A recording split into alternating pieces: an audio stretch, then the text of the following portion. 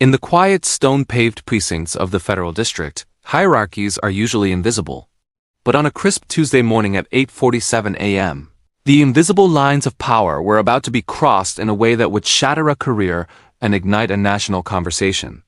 Officer Martinez, a 15-year veteran of the force, stood at the base of the courthouse steps. To him, the world was divided into two categories: the sheep he protected and the wolves he hunted. But today, Martinez was about to make a catastrophic error in taxonomy. He was about to mistake a lion for prey. Judge Kesha Williams approached the courthouse entrance. Dressed in civilian attire, tailored pantsuit rather than her judicial robes, and carrying a leather briefcase, she looked like any other citizen. Or, in Officer Martinez's eyes, she looked like a target. As she moved toward the restricted entry lane, Martinez stepped into her path, his body language screaming aggression. "Filthy animals like you belong in cages, not courthouses." The words were spat with a venom that would later echo in a federal courtroom. Martinez didn't ask for ID. He didn't ask for business. He saw a black woman in a place he felt she didn't belong, and he reacted. When Judge Williams attempted to step around him, Martinez's hand lashed out. The sound of his palm connecting with her face cracked through the morning air like a pistol shot. Her head snapped sideways. The briefcase, containing sensitive case files for the day's docket, flew from her grip, scattering documents across the concrete like fallen leaves. Before she could even register the shock, Martinez had her by the throat, slamming her back against the limestone facade of the very building where she was the highest authority. He twisted her arm behind her back with excessive force, the metal cuffs biting into her wrists. Behind him, rookie officers Rodriguez and Thompson chuckled, pulling out their phones to record what they thought was just another routine takedown of a non-compliant suspect. They had no idea they were documenting a felony. Judge Williams, jaw throbbing and dignity assaulted, didn't scream. She didn't fight. Her eyes remained fixed on the bronze plaque just 20 feet away. Asterisk the Honorable Judge K. Williams, presiding asterisk. She was being brutalized on the doorstep of her own kingdom. Inside courtroom 4B, the atmosphere was routine. Martinez, having dragged his prisoner through the back entrance, stood before the temporary presiding judge, Judge Harrison. Martinez adjusted his uniform, smoothed his hair, and prepared to do what he had done dozens of times before: spin the narrative. He needed to be the hero, and she needed to be the villain. "Your Honor," Martinez began, his voice dripping with practiced sincerity. "I was conducting routine security protocols when I encountered a suspicious individual attempting to breach the perimeter." He gestured to the defendant's table where Kesha sat, handcuffed, a purple bruise already blooming on her cheek. The defendant was acting erratically, refused to provide identification, and became increasingly agitated. Judge Harrison, a visiting judge unfamiliar with the local bench, peered over his glasses. "And what did you observe specifically, officer?" "She was dressed inappropriately for court proceedings," Martinez lied effortlessly. "She was carrying what appeared to be stolen legal documents. When I approached, she became verbally aggressive, using profanity and making threats. It's a pattern, sir. These types, they always claim to be someone important. Lawyers, judges, senators. Anything to avoid accountability." From the gallery, Officers Rodriguez and Thompson exchanged knowing glances. They had heard this script before. It was the Martinez special. Did she resist arrest? Harrison asked. "Absolutely," Martinez said, feigning regret. "She became physically combative. I was forced to use the minimum necessary force to ensure public safety." He paused for effect. "Unfortunately, my body camera malfunctioned this morning, so I only have partial footage from my phone." "How convenient," Kesha murmured from the table. It was the first time she had spoken. "Excuse me?" Harrison asked.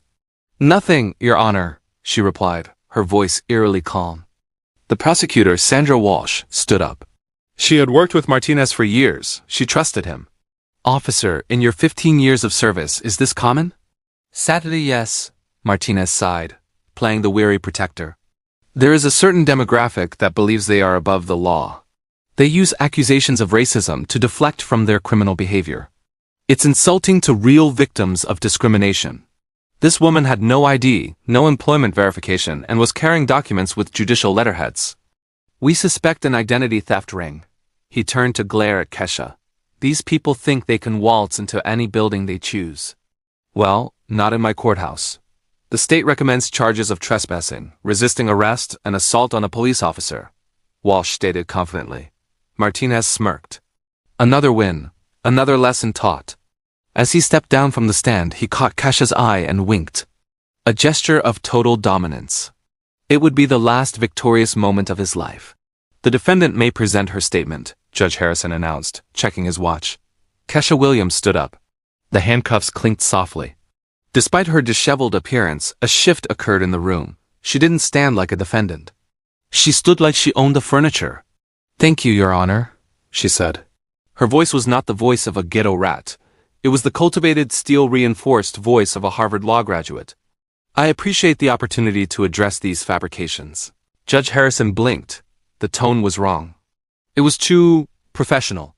"First, regarding the trespassing charge," Kesha began, pacing as much as the cuffs allowed. "I was on a public sidewalk. Under the Supreme Court ruling in Hague v. CIO*, public sidewalks adjacent to government buildings are traditional public forums. I have a constitutional right to be there." The stenographer paused. The prosecutor frowned. This wasn't a rant. It was a legal brief. "Second," Kesha continued, "Officer Martinez claims I was carrying suspicious documents. Those are authentic case files, judicial memoranda, and administrative correspondence. Materials I have access to in my professional capacity." "And what profession is that, miss?" Harrison interrupted. "Williams. Dr. Williams, and we will get to that shortly, Your Honor." Martinez felt a cold prickle of sweat on his neck. Something was off. "Regarding the verbal aggression," she said, turning to look Martinez dead in the eye. "I invoke my Fifth Amendment right regarding any statements made. However, I will note that any reaction was in response to an unprovoked assault. And regarding the convenient malfunction of the officer's body camera," she smiled, but it didn't reach her eyes. "Your Honor, I am sure you are aware of Federal Rule of Evidence 106. I have reason to believe comprehensive video evidence exists. This courthouse has high-definition cameras at 15-foot intervals. Furthermore, the county maintains an automatic cloud backup for all body cams, regardless of manual deactivation. I formally request a preservation order for all surveillance data from 8:45 to 9:15 a.m., she commanded. "Objection!" Walsh shouted, realizing the danger. The defendant cannot make evidentiary demands without counsel. Pro se defendants have the right to present evidence under the Sixth Amendment. Kesha fired back instantly. "And Brady v. Maryland compels you to preserve exculpatory evidence. Do not lecture me on procedure, Miss Walsh." The courtroom fell silent.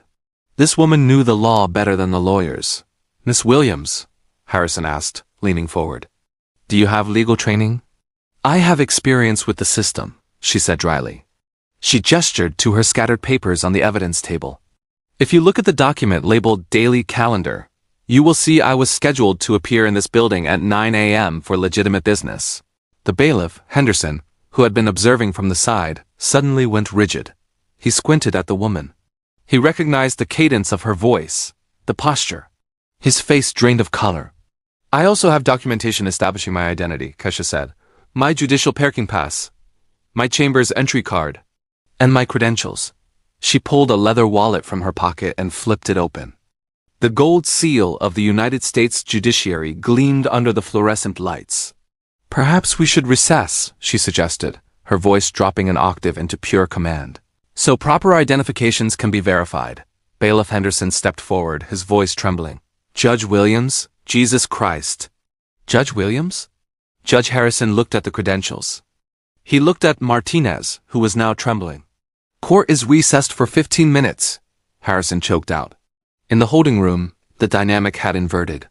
Henderson was apologizing profusely, practically in tears. "I didn't recognize you in civilian clothes, Your Honor. I'm so sorry." "It's fine, Henderson," Kesha said, her composure absolute. "Go to my chambers. Bring me my robes. The black ones with the gold trim, and my gavel. The engraved one." While Henderson ran, Kesha made 2 calls. One to her clerk to clear the calendar. The second to Chief Judge Margaret Carter. "Margaret, it's Kesha. I need you to pull every security tape from the main entrance. Now. And I need a full audit of Officer Martinez's cases for the last 5 years. He just assaulted me, Margaret. He told me I belonged in a cage." 10 minutes later, Henderson returned. Kesha Williams zipped up the black silk robes. She felt the weight of the fabric, the armor of her station. She picked up the gavel. The bruise on her face throbbed, but it was no longer a mark of victimhood. It was evidence. "Announce me, Henderson," she said. Back in the courtroom, the air was thick with dread. Martinez was sweating through his uniform. Walsh was frantically shuffling papers. Then, Henderson's voice boomed. "All rise! Court is now in session." The Honorable Judge Keisha Williams presiding. The doors swung open. Keisha walked in not as a defendant, but as the apex predator of the judicial ecosystem. The silence was absolute. She ascended the bench her asterisk bench, and sat down. "Officer Martinez," she said softly. "You may remain standing." Martinez looked like a man facing a firing squad. He couldn't speak. "Judge Harrison."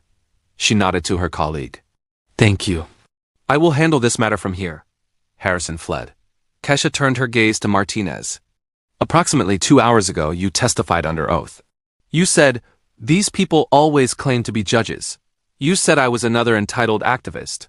You said I needed to learn that actions have consequences. Do you recall that?" Martinez nodded weakly. "Let's review the evidence." She tapped a tablet, linking it to the courtroom's main display. The security footage appeared. Crystal clear. The courtroom watched in horror as Martinez blocked her path. They heard the audio, captured by the high-gain security mics. Asterisk. "Filthy animals like you belong in cages." Asterisk. They saw the slap, the chokehold. "Do you see verbal aggression, officer?" Keisha asked. "Do you see resistance?"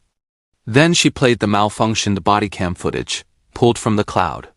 Martinez's voice filled the room. Asterisk. "Look at this uppity B asterisk asterisk asterisk H it.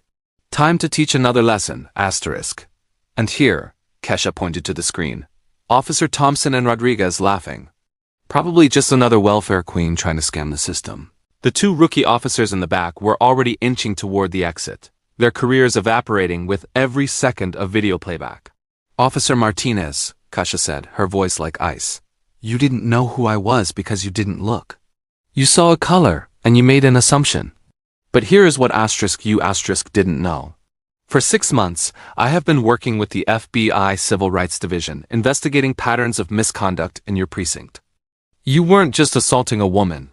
You were handing the FBI the smoking gun on a silver platter." Martinez's knees buckled. He grabbed the table for support. "I have your file here," she continued, opening a thick folder. 47 complaints in 15 years. Excessive force against a 63-year-old grandmother, planting drugs on an honor student, arresting a cardiologist in his own driveway. All dismissed as unsubstantiated.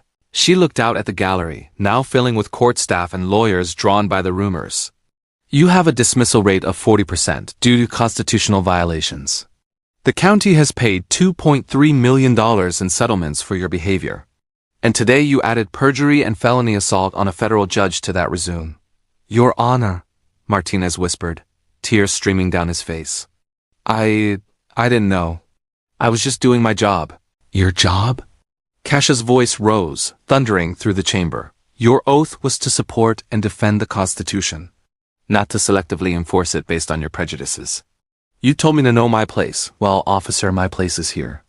Ensuring that men like you never hold a badge again." She raised the gavel. "Based on the evidence, your own video, your own testimony, I find you in direct criminal contempt. I am also referring charges to the federal prosecutor for deprivation of civil rights under color of law, assault on a federal officer, and perjury." The gavel came down. Asterisk crack. Asterisk. "You are sentenced to the maximum penalty allowed for contempt immediately, pending federal trial. Bail is denied. You belong in a cage, Officer Martinez." "And that is exactly where you are going," pandemonium erupted. Applause broke out from the gallery. Martinez collapsed into the chair, sobbing uncontrollably, but Judge Williams wasn't finished. "This investigation is just beginning," she announced to the room. "Every case you have touched will be reopened. Every victim you silenced will be heard. Justice is blind, officer, but she sees everything." 6 months later, the fallout was total. Martinez was serving a 25-year federal sentence. The investigation led to the firing of 12 officers and the criminal indictment of 4 supervisors.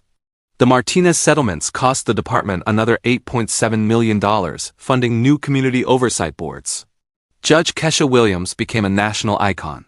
The courthouse steps where she was assaulted now bear a plaque. Asterisk, here. Justice found its voice, asterisk. She didn't just win a case. She dismantled a corrupt system from the inside out. Martinez sits in a cell today, stripped of his power, finally understanding the lesson he tried to teach others. Actions have consequences. And sometimes, the person you underestimate is the one holding the gavel.